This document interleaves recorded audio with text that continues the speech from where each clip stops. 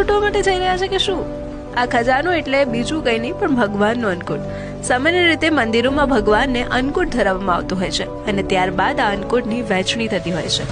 પરંતુ યાત્રાધામ ડાકોરમાં નવા વર્ષના પ્રથમ દિવસે અન્નકૂટને લૂંટવાની પરંપરા છે અને એટલે જ ડાકોર મંદિરના સંચાલકો પરંપરાગત રીતે આસપાસના ગ્રામજનોને પત્ર લખીને અન્નકૂટ લૂંટવા માટે આવવાનું આમંત્રણ આપે છે અને ફક્ત 5 જ મિનિટમાં 151 મણ અન્નકૂટની લૂંટ થઈ ગઈ અને અન્નકૂટનો એક દાણો ભગવાન લૂંટવા માટે જઈ રહ્યા છે કે શું?